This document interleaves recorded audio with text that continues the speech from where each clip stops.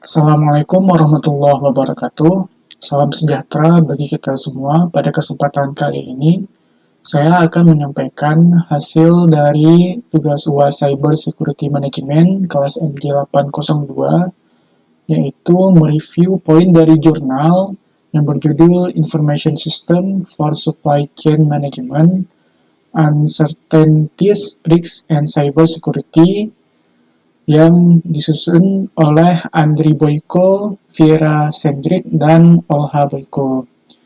Yang akan diulas oleh saya, Akmal Muhammad, dengan NPM 2402010200956, Prodi PJJ Manajemen Universitas Cyber Asia. Nah, pada bagian abstrak dijelaskan poin-poin sebagai berikut. Yang pertama yaitu tujuan penelitian, yaitu untuk menyelidiki status terkini dan arah masa depan penggunaan sistem informasi untuk manajemen rantai pasokan bagi perusahaan dengan produksi multi-komponen. Yang kedua adalah metode penelitian, yaitu kualitatif untuk menganalisis proses rantai pasokan dan mengidentifikasi cara dukungan informasinya. Abstrak yang ketiga yaitu fokus perhatian, untuk mengidentifikasikan strategi dukungan informasi rantai pasokan yang paling efektif. Perhatian harus difokuskan pada identifikasi dan pengelolaan sumber ketidakpastian, risiko, dan keamanan cyber. Untuk berhasil mengintegrasikan proses bisnis antara pemasok dan pelanggan, produsen harus memecahkan masalah keamanan informasi yang rumit. Dan yang keempat, hasil praktis utama. Mengusulkan pendekatan baru untuk identifikasi dan prediksi risiko pasokan dalam kondisi ketidakpastian. Mengusulkan solusi kompleks untuk mengamankan data dalam sistem informasi untuk manajemen rantai pasokan. Kemudian kita masuk ke latar belakang dari jurnal tersebut. Sistem informasi dirancang untuk mengotomatiskan dan mengelola semua tahap pemeliharaan pasokan organisasi dan mengendalikan seluruh distribusi produk dalam organisasi. Di sisi lain, supply chain management atau pada kali ini saya singkat menjadi SCM merupakan suatu pengaturan, perencanaan, pengendalian, dan realisasi aliran produk mulai dari perancangan dan pembelian melalui produksi dan distribusi sampai ke konsumen akhir sesuai dengan kebutuhan pasar demi tercapainya efektivitas biaya. Sistem SCM memungkinkan pemenuhan permintaan produk perusahaan secara signifikan dan mengurangi biaya logistik dan pembelian secara signifikan. Tren terkini dalam perkembangan teknologi SCM ditentukan oleh perkembangannya pada internet. Ketika semua transaksi bisnis dan pembayaran diatur melalui web tanpa semua proses dipercepat, ketika semua transaksi bisnis dan pembayaran diatur melalui web tanpa kecuali, hasilnya tidak hanya produktivitas meningkat secara signifikan, tetapi juga semua proses dipercepat secara signifikan yang mengarah pada efek baru yaitu kualitatif. Terbukti dari banyak perusahaan seperti Hewlett-Packard, Adaptec, Boeing, dan TRW, serta General Motors berhasil menghemat jutaan dolar karena mengembangkan teknologi internet pada SCM. Namun, terlepas dari keuntungan nyata sistem informasi pada SCM, terdapat sejumlah ketidakpastian dan risiko keamanan cyber. Muncul juga pertanyaan, mengapa perluasan internet menciptakan risiko yang lebih besar bagi organisasi, penggunanya, dan konsumen? Serta pertanyaan apa yang harus dilakukan spesialis keamanan informasi sekarang untuk menghilangkan risiko ini sebelum menjadi mustahil untuk mengendalikannya. Nah, sistem informasi dirancang untuk mengotomatiskan dan mengelola semua tahap pemeliharaan pasokan organisasi dan mengendalikan seluruh distribusi produk dalam organisasi. Seperti ilustrasi tentang interaksi supply chain management atau SCM dan sistem informasi pada setiap tahapan sebagai berikut. Pada jurnal tersebut digambarkan seperti piramid, yang mana yang paling dasar yaitu back office. Pada back office, Di sini dapat kita lihat back office berisi produksi, unit bisnis manajemen, supply. Tahap ini berfokus pada operasional inti seperti produksi, pengelolaan unit bisnis, dan rantai pasokan. Nah, berhubungan dengan sistem informasi ERP, yaitu Enterprise Resource Planning, adalah sistem informasi utama yang berinteraksi di tahap ini. Kemudian pada tahap front office, service delivery sales marketing, tahap ini berkaitan langsung dengan interaksi pelanggan dan aktivitas yang mendukung pendapatan. Sistem informasi yang berinteraksi pada tahap ini yaitu SFA atau Salesforce Automation. Itu adalah sistem informasi yang berinteraksi di tahap ini. SFA mengotomatiskan sistem penjualan, layanan call center, dan otomatisasi pemasaran melalui perangkat lunak. Kemudian tahap di atasnya kita bisa lihat ada cross process atau customer resource product. Nah, di situ pada proses silang ada pelanggan sumber daya produk. Tahap ini melibatkan koordinasi dan integrasi proses yang melintasi fungsi-fungsi yang berbeda, berpusat pada pelanggan, pengelolaan sumber daya, dan pengembangan produk. Untuk sistem informasi yang berinteraksi pada tahap ini yaitu CRM atau Customer Relationship Management, dan di pucuk yang paling atas itu ada manajemen yang di situ ada tahap strategi and managing. Sistem informasi di tahap itu adalah BRM system atau Business Relationship Management System.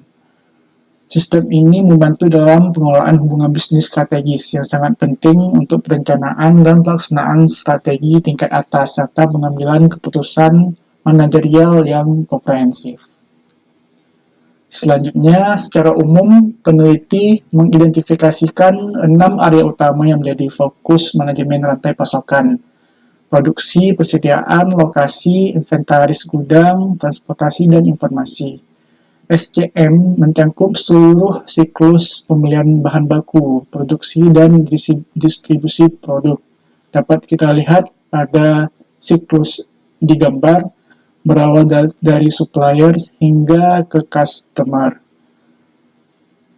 Supplier atau pemasok, siklus ini dimulai dengan pemasok yang menyediakan bahan baku atau komponen kepada manufacturer atau produsen. Kemudian manufacturer atau produsen dan warehouse. Setelah itu dilanjutkan pada distributor. Setelah itu ke retail point of sale, dan berakhir ke customer. Seluruh proses mulai dari distributor hingga pelanggan yang mencakup distributor, pusat penjualan retail, dan pelanggan disebut DMP atau Demand Management Process. Kemudian secara keseluruhan juga ada yang namanya MCP. MCP itu adalah Manufacturing and Customer Process yang mencakup produsen, gudang, distributor, pusat penjualan retail, dan pelanggan. Sedangkan SCP yang di sini adalah Supply Chain Planning, menunjukkan perencanaan dan koordinasi di seluruh rantai pasokan. Kemudian untuk variabel-variabel penelitian pada jurnal ini ada 4. Yang pertama itu uncertainty atau ketidakpastian, yaitu permintaan, pasokan, dan distribusi. Kemudian ada risiko dari operasional, keuangan, teknologi, dan yang ketiga cyber security seperti serangan malware, ransomware, spyware, phishing, dan yang keempat infrastruktur, teknologi, dan informasi, cloud, DevOps, IoT, dan perangkat mobile. Hasil penelitian: 1. Jenis-jenis kerentanan, cara melakukan serangan web, yaitu ada spyware, email bisnis yang disusupi spyware. Kemudian hasil penelitian pada jurnal ini juga mengangkat jenis-jenis kerentanan, yaitu cara melakukan serangan layanan, layanan DevOps, komputasi awan, dan Internet of Things atau IoT.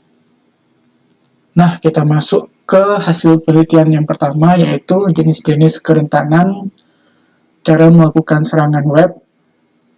Saat ini spesialis keamanan informasi menggunakan server proxy saat memindai konten untuk mengidentifikasikan potensi ancaman yang mencari infrastruktur internet yang rentan atau kelemahan jaringan yang memungkinkan peretas memperoleh akses tidak sah ke manajemen rantai pasokan, menembusnya dan melakukan kampanye mereka. Di antara ancaman-ancaman ini adalah seperti PUA atau Potential Unwanted Application seperti ekstensi peramban yang berbahaya, trojan, dropper dan loader, tautan ke spamware, dan iklan palsu. Kemudian ada juga kerentanan peramban, JavaScript, dan mesin render, dan pengalihan peramban, clickjacking, dan metode lain yang digunakan untuk mengarahkan pengguna ke konten web palsu.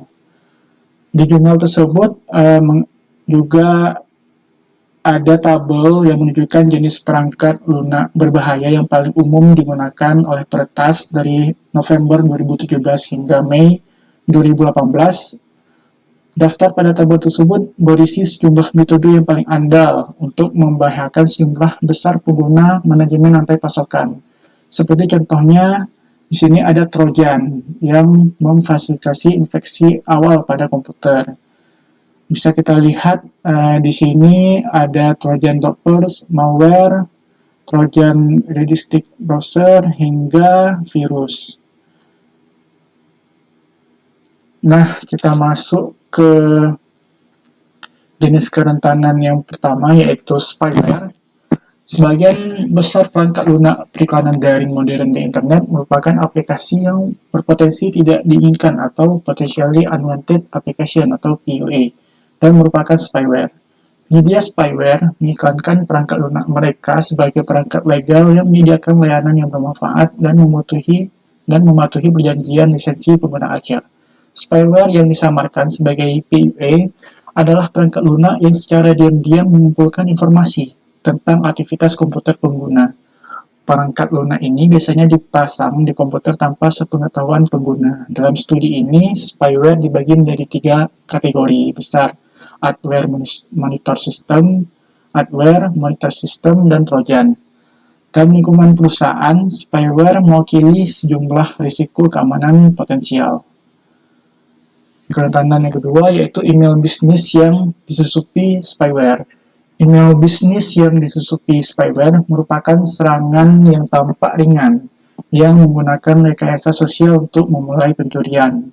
Dalam versi paling sederhana, peretas menyusupi email bisnis karyawan Departemen Keuangan dengan menggunakan data palsu dari karyawan lain, lalu diretas untuk mengirim dana melalui transfer bank. Peretas biasanya melakukan beberapa penelitian dalam hierarki perusahaan dan karyawannya menggunakan profil di jejaring sosial. Bagian kedua, kita masuk ke jenis-jenis kerentanan yang diangkat pada jurnal ini, yaitu cara melakukan serangan layanan.